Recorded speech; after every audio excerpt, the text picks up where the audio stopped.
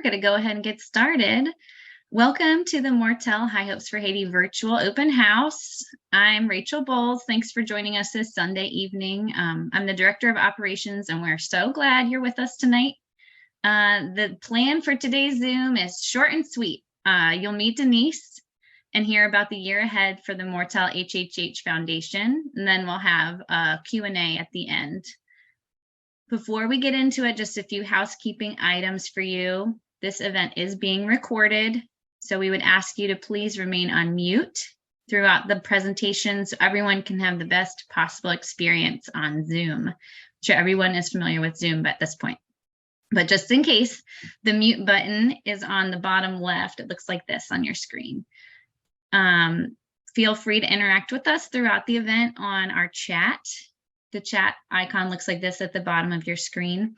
Just make sure when you type in there, have your settings to send it to everyone so that we can make sure our team sees your comments and questions.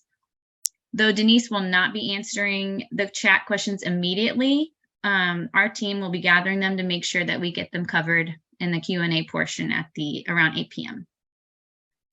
One last Zoom tip for you: in the top right corner of your Zoom screen, you have view options, which give you speaker or gallery view. It looks like this.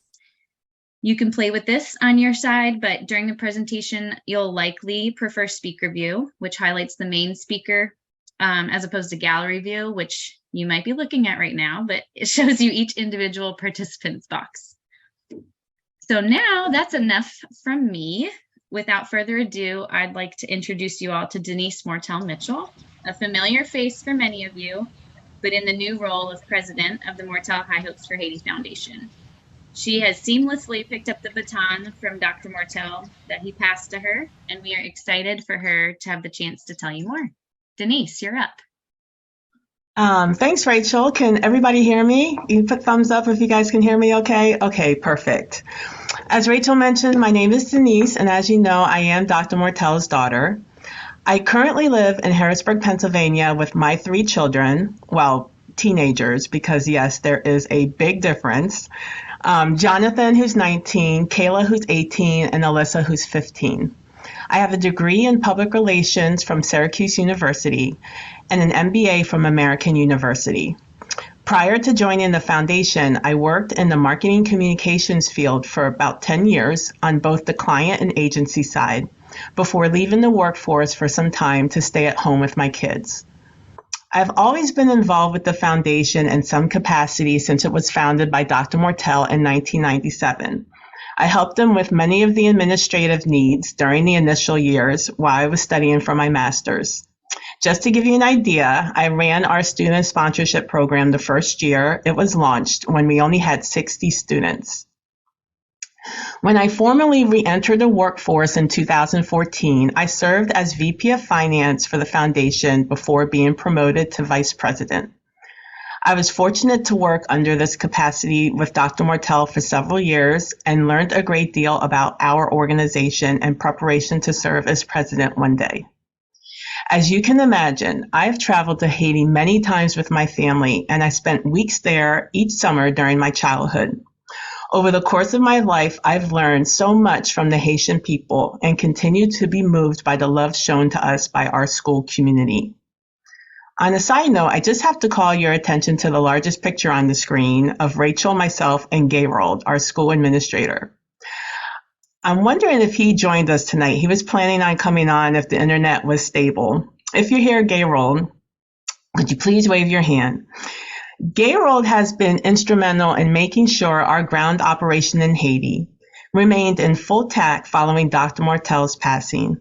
He is responsible for everything outside of the educational elements of our school, and we could not have gotten through this time without him.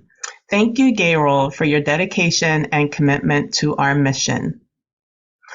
I am thankful that my children were able to travel with Dr. Mortel to visit the country for the first time in 2017. And as you can see from the pictures, they fell in love with the students and people too. They are anxious to go back and visit again when it is safe to do so and are patiently waiting for that day to come. I truly love Haiti, the people, the culture, the music, and the food. But most of all, I love and share Dr. Mortel's passion to continue to empower the people of his hometown through feeding and education. And I'm honored to now lead the foundation, which has become a vehicle of hope for Haitians in need, made possible by the support of our incredible donors like you. Although 2022 was an unprecedented and challenging year for us, especially with the violence in Haiti and the significant loss of Dr. Mortel, the foundation was still able to accomplish a great deal because of the dedicated U.S. and Haiti staff and the commitment of our donors. During the last few years of Dr. Mortel's life, he spent a lot of time and thought preparing us for this period. So hopefully he would have given us a thumbs up for this year. As president, I am fully committed to continuing the work he started, and I am excited for what lies ahead for the foundation and the schools in Haiti. The future for the foundation remains bright and is full of hope, and our focus for 2023 can be summarized in 3 key goals: unify, invest, and expand. Dr. Mortel truly loved Haiti and the United States and was at the heart of the operation in both countries. When he passed away, it was important to draw both sides of the ocean together to continue his work and to recognize the great impact he had on all of us. Funeral services were held on the same date and time in both countries last May to celebrate Dr. Mortel's life. And on December 3rd, his birthday, tributes were held in both Haiti and the U.S. to honor him. December 3rd has always been an important date for our foundation, not only because it's Dr. Mortel's birthday, but also because it is the feast of St. Francis Xavier, the patron saint of missions and of LBS, and the anniversary date of the Good Samaritan School. In the U.S., about 300 people participated in the tribute that was held at Dr. Mortel's parish, St. Joan of Arc in Hershey. Mass was celebrated by Bishop Gaynor of Harrisburg, and a reception was held afterwards in the parish hall and featured Haitian and American food, a tribute board, and stories about Dr. Mortel, the physician, the deacon, and the friend. In Haiti, nearly 1,000 people attended the tribute, including teachers, students, parents, staff, and clergy, and administration from all of our schools. Mass was also celebrated, and other festivities included dances and poems by the students and a reception for all participants. A special letter from the U.S. team was read at the reception, which addressed the importance of the 2 teams working together to carry on Dr. Mortel's work. As we look ahead, our goal is to continue to unify both the Haiti and U.S. teams through collective efforts and common values that represent Dr. Mortel's vision. So what's next? I'm glad you guys asked. National Good Samaritans Day is celebrated on March 13th every year in the United States. This year, we plan to celebrate it as an organization, and our schools in Haiti are planning to do the same. The word Samaritan was one of Dr. Mortel's favorite words, and he named the first school he built Les Bons Samaritains, the Good Samaritan School, because the construction, opening, and operation of the school was made possible through the generosity of numerous Samaritans. In preparation for Good Samaritan's Day, the Haiti team has organized several activities designed to teach the students the meaning and importance of being a Good Samaritan. As an example, each grade will select a role model of a Good Samaritan and explain why they chose that individual. In an effort to give back to the community, the student body also decided to take up a collection this year to buy food and other necessities for the inmates at the local prison in St. Mark. They have set a monetary goal of what needs to be raised in order to purchase and deliver the food and other essentials to the prison on March 13th. The students have been collecting money for weeks now, and every few days they count what was recently brought in and keep track of it on a poster board. Their goal is to collect 50,000 goods, which is equivalent to about $400 American. This effort used to be done years ago through our schools as a Lenten project, and we are excited to bring it back this year. Moving forward, we plan to step up our celebrations for Good Samaritan's Day both here and in Haiti. We are excited for this opportunity to reinforce the fundamental values of the foundation among the population it serves, and we'll post pictures on our website for everybody to see. Now let's move on to our second goal, which is to invest. Since the foundation was created, most of its resources have been spent investing in the students who we have faithfully served for more than 20 years. In 2023, the goal is to improve the quality of education across our 3 schools by investing in our teachers and additional personnel needed to make our schools the best in the city of St. Mark. This was one of Dr. Mortel's next goals for the foundation before he passed away. Last year, we hired Jean Merville to serve as our lead educational director on the ground in Haiti. Mr. Merville spent much of his career as an educator working in the New York area before returning to Haiti, his Haiti homeland, to direct and lead schools like ours in Cape Haitian. He is responsible for all educational activities at our 3 schools and has been charged with creating and implementing programs and procedures that will improve the quality of education offered to our students. He has already made a significant impact during his first year with us and is fully invested and dedicated to our mission and enjoys working with the teachers and students at all of our schools. Jean also had intentions on joining us this evening, but notified us at the last minute that the internet wasn't cooperating. But thank you, Jean, for everything that you've done to help us take our schools to the next level. Alongside Mr. Merville, the foundation has also contracted with a company called P4H to help with this effort. Located in Haiti, P4H offers a professional development program that provides teachers with research-based, student-centered strategies that transform classroom culture. P4H spent 3 days with our teachers in August.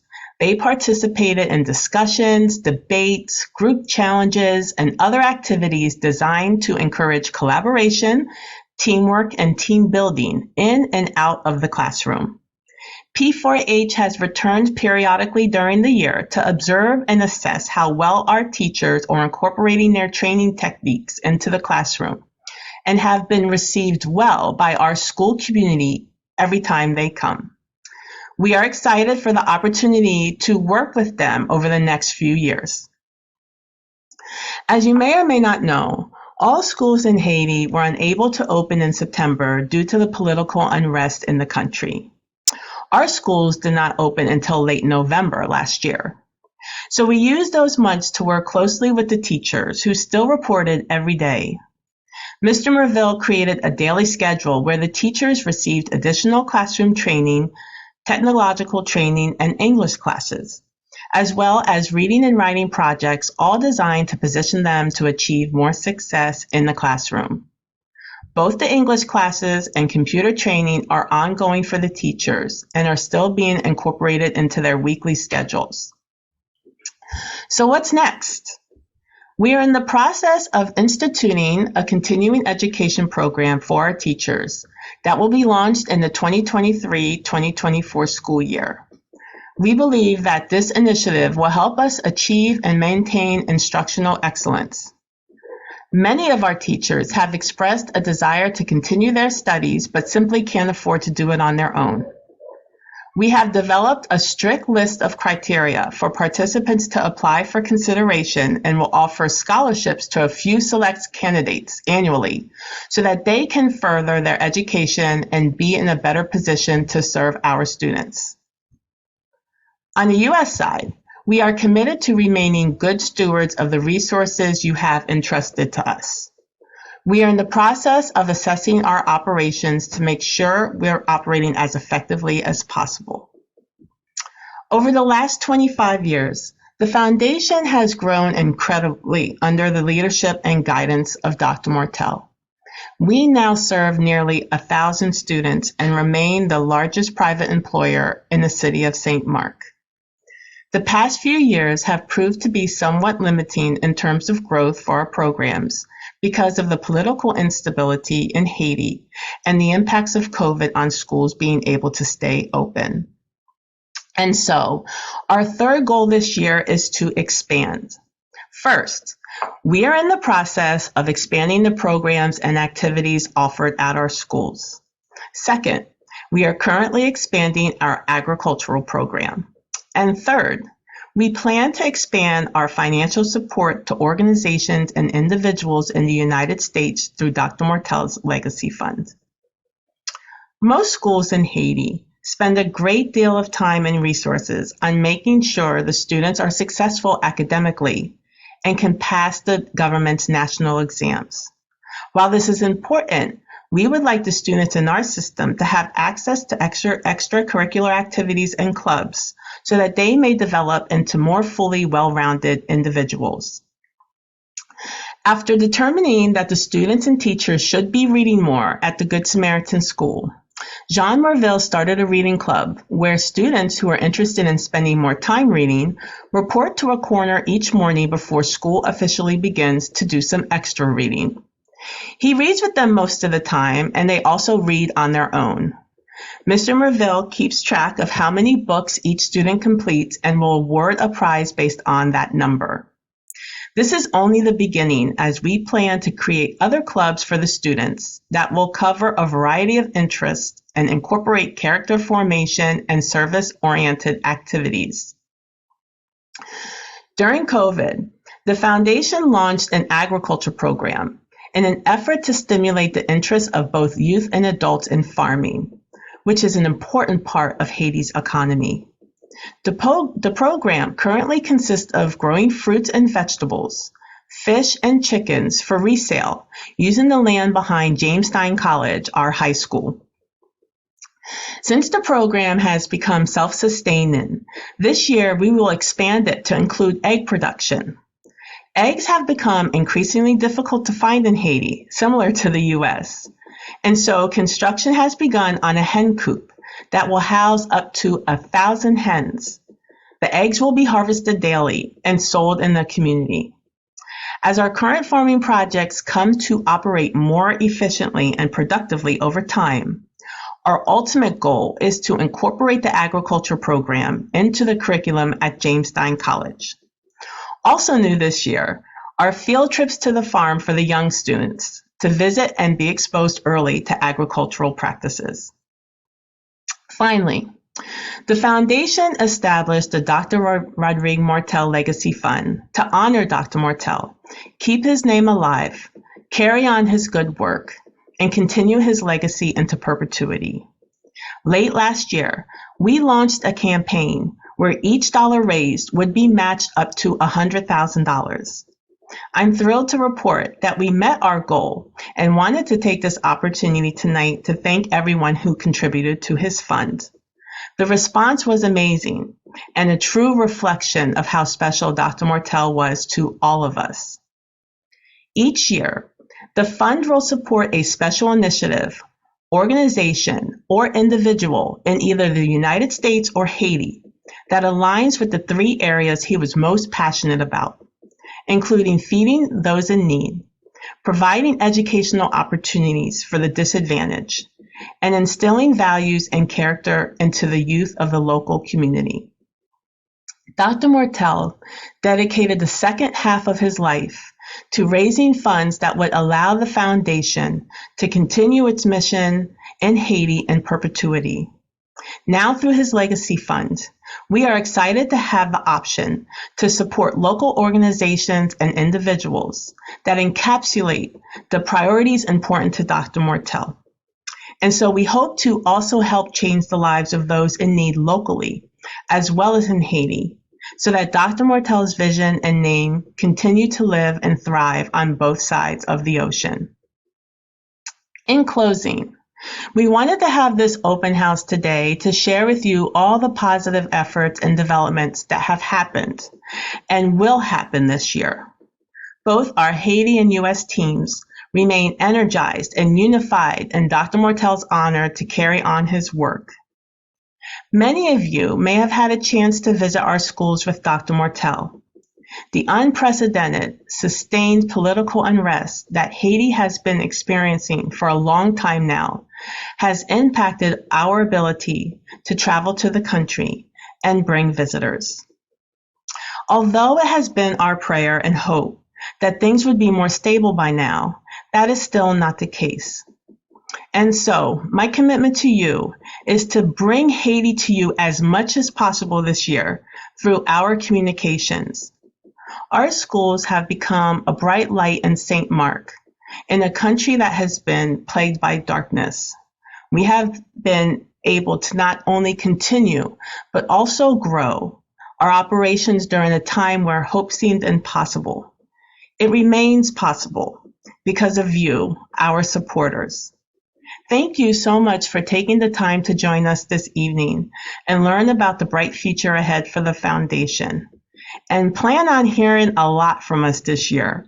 We will continue to keep you informed through emails, blogs, social media posts, website updates, video postings, future open houses, and other events. I'm now going to turn things back to Rachel. Thank you, Denise. Hopefully you all enjoyed getting sort of the inside scoop and all the information Denise was able to share with us tonight. I'm going to introduce one more person from our team. Again, we're so glad you guys joined us. We're going to introduce you to Pat Mooney, who's also, she's been watching the chat. I see there's a couple questions I think that came in just to get the questions rolling. If you do come up with another question, we're going to try to keep them typed in the chat just to keep everyone's audio clear. So I'll pass it over to Pat, and Pat and Denise can moderate and handle some of the questions that have come in. Thank you. Thanks, Sure. Rachel. And thank you, Denise, for all the information you shared. Maybe just to get us started, we can, if you could touch a little bit, Denise, on how things are going in Haiti. You mentioned so many wonderful accomplishments at the school. How's things in Haiti and especially in St. Mark, based on hopefully the violence lessening, and kind of tell us a little bit more about the conditions there. Well, thank you, Pat. Well, the violence continues in much of the country. I don't know how much you guys have been keeping up with the current events, but there has been repeated clashes between the gangs that are essentially controlling the country and the government that's trying to stay in power. Since the president was assassinated, no one has been able to effectively control the country. And so it's kind of up for grabs right now while the political democratic process work itself out. And so that translates into a lot of protests that routinely happen throughout the country. Fortunately, St. Mark, being that it's very far away from Port-au-Prince, hasn't experienced the level of protest and violence that the other parts of the country has. Over the last year, it's kind of gone up and down. We've seen more than normal, but for the most part, it is stable for the moment. I gotta not everybody knock on wood when I say that. I'm knocking on my desk with two hands. It has remained stable for the moment, kind of quiet. And we are hoping that that trend continues and allows us to finish up the school year uninterrupted. So overall in St. Mark, we're doing pretty good. The country still needs help and a lot of prayer. And hopefully there'll be some international intervention from a UN standpoint that can hopefully bring them back on track to heading towards elections so that this period can finally end.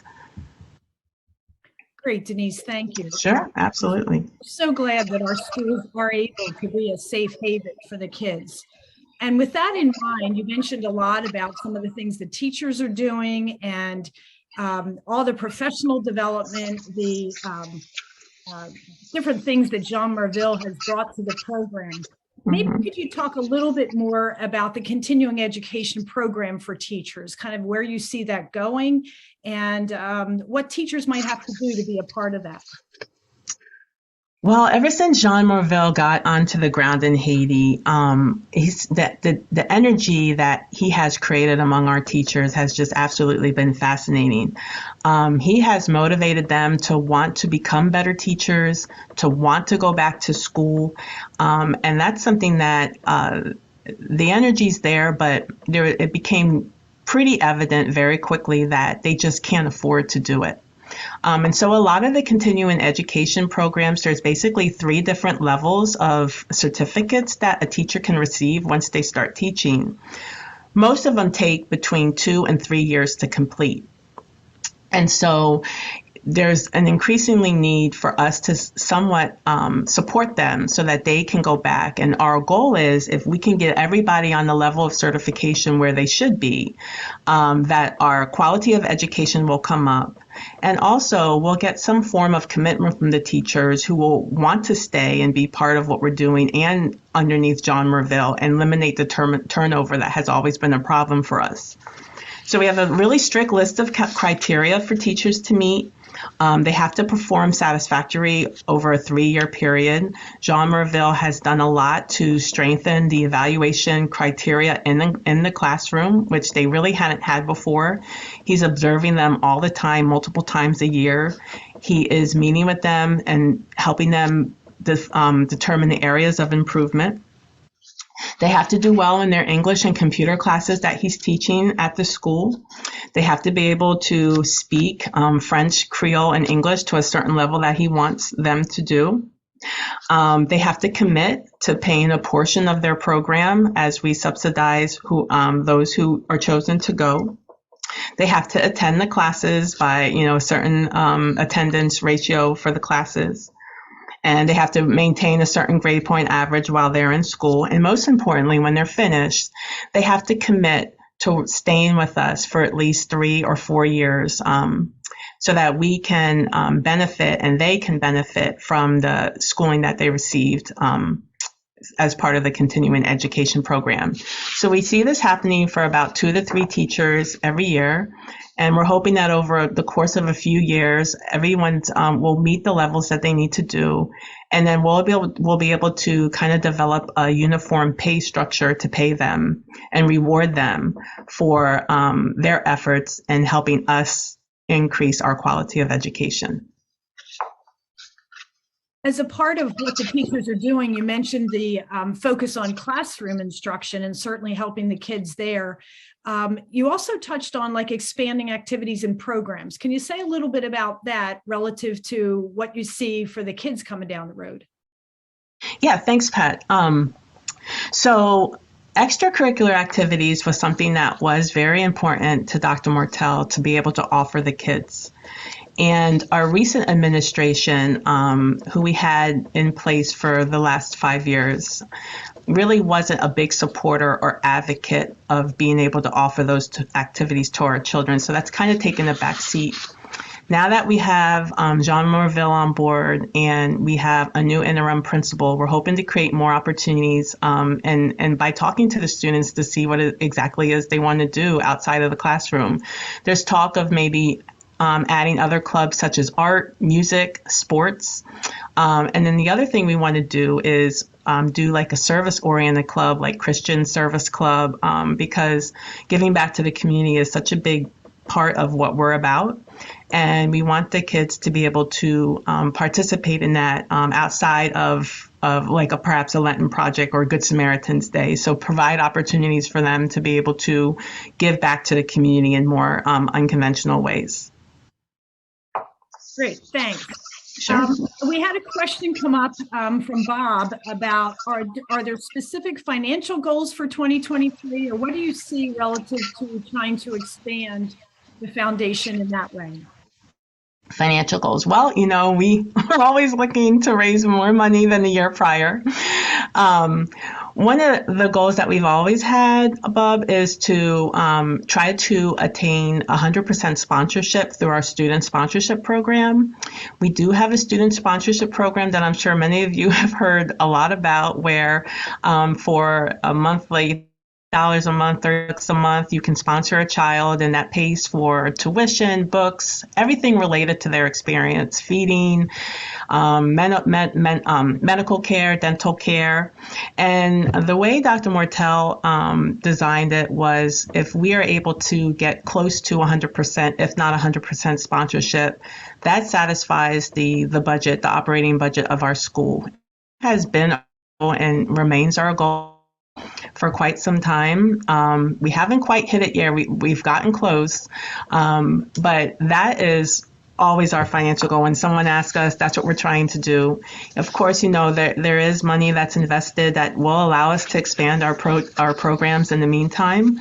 And we do targeted campaigning, as you guys will see or probably have seen from me, and in the future for specific efforts to do, because the dollar goes such a long way in Haiti. It's amazing how much you can do with $1. But yeah, our goal every year is to try to get our kids sponsored, and that just, the more kids we get sponsored, the more resources we have to be able to strengthen what we already offer them. Sure, you're welcome, Bub. Besides the kind of academic and scholastic part of our program, Wiljan's asked a question regarding professional score, the technical education. Any updates on that, or what you might see in the horizon for that program? Yeah, so that's a great question. Thank you, Wilgans. So the technical education program was something that has been in the works for quite some time. We spent a number of years raising money to be able to launch this program. We were at a point before the country just went left, for lack of a better term, where we were going to attempt to put a plan together to actually move forward and launch this program.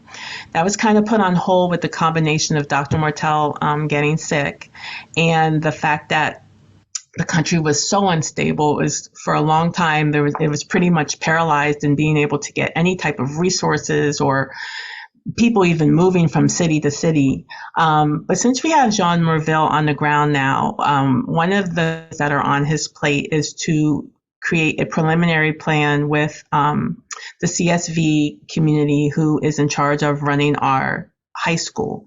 And we're hoping that we can initially start to offer some basic technical education programs, either to the adults through our literacy school or the community, or even the students that will be graduating from James Stein College.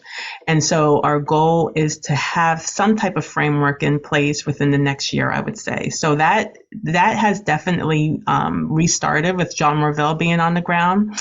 And we're hoping that we'll have some significant advancement in that in the next year or two. Denise, you also mentioned about the Legacy Fund and the wonderful generosity of people to give to that fund. Can you maybe tell us more about how you see that fund being utilized? Would there be an award, a recipient? Kind of what would the process be for that? Yeah, thanks, Pat. So that is another work in progress right now. We were waiting to see how much we were to raise through the campaign to be able to kind of give us a starting point in terms of how much we could give annually to a recipient or an award winner. We raised a phenomenal amount of money, so we do have some flexibility now. It's a sizable contribution that we'll be able to make annually to someone. And so where we are right now is we're working out the mechanics of the process in terms of what that will look like. It's kind of a collaborative effort between the staff and our board. We plan in the next month or two to get together to try to iron out what this process looks like. Our goal is to have someone identified by the end of the year in December, being that December is a big month for us and it was Dr. Mortel's birthday. Have an event sometime during December, and we're hoping at that event that we'll be able to announce the Legacy Award winner. Most likely it'll be a local recipient this time, because it's just been a really big desire of mine for us to support someone locally. And it's also it's a very important goal of mine. Dr. Mortel's name alive on this side of the ocean as well. In Haiti, it's funny, if you guys go to Haiti right now, on our schools, his picture is everywhere. His name is everywhere.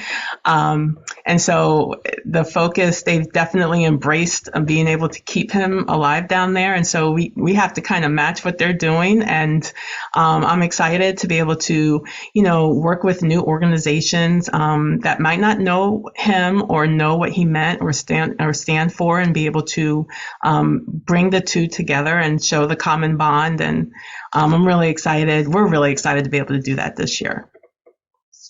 Great. Thanks, Denise. Yeah, sure. We covered most of the questions in the chat. If anybody has any more, if you want to put them in real quick, we can get Denise to address them. I'll give you a moment if anybody has any further questions. You guys can always feel free to reach me through the website. It's very easy. We're hoping that we stay ahead of everyone's questions by giving you as much information as we can in the weeks and months ahead, so that you don't even have to wonder. It's right there for you. And again, we are committed to bringing Haiti to you as much as possible through pictures. There's nothing that really quite can replace a trip to Haiti. And we're waiting for the day where we can bring people back, because it's just an experience that is just unlike any other. When you're with the kids and the students down there, and to see so much joy and happiness in the country that's very, very poor, it's something that's very hard to experience. And Dr. Mortel always used to say that you have to go down there to be able to understand. Well, we're unable to do that right now. So we're going to do our best to bring Haiti to you as much as possible, so that you can see how far your support, prayers, financial, can take the operation. So that's, again, we look forward to communicating with you guys in the future. Well, maybe just a closing from the chat, Denise. Everybody says great job and great information, so thank you. Oh, thank you everyone for joining us tonight. We're really excited that you were able to spend some time with us, and we'll be sending some, we'll be doing this again in the future when we have more to report, so we hope that you'll join us for round 2. And one more last question that popped in from Serge Bellanton, which is a name we have heard from years ago. He asked about the P4H teacher training, if it's just for the Good Samaritan or if other teachers in the city could participate. If you want to hop in there. Yeah. Absolutely, yes. P4H services all schools in the Haiti region.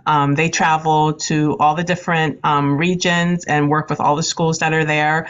With our schools, the preschool and has been working with P4H, but they have kind of positioned themselves as the lead in the country of Haiti. They are working with the Ministry of Education to help with some of the curriculum aspects of it. Very well involved.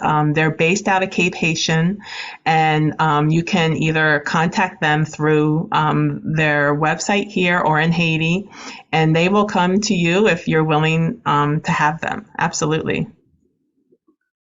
Great, thank you. Just one more thank you from our whole team. I don't know if Denise, you want to say any last words, but we are so grateful for your time on this little Sunday evening. Close out your weekend with us. We do hope to do some more of these open houses, like Denise said, to keep you in the know on what's going on in Haiti, but specifically within the Mortel HHH Foundation. So thank you again, Denise. Any last words? Are you good to go, or what do you want to do? I have been talking for the last 40 minutes and I have no last words. All right. We have some water. So. All right. Yeah. Thank you, everyone. Again, we're so grateful for your time and your support. And again, reach out if you have any additional questions. We'll be happy to cover them for you. Have a great rest of your evening and a great week ahead. Thank you. Thank you. Bye-bye.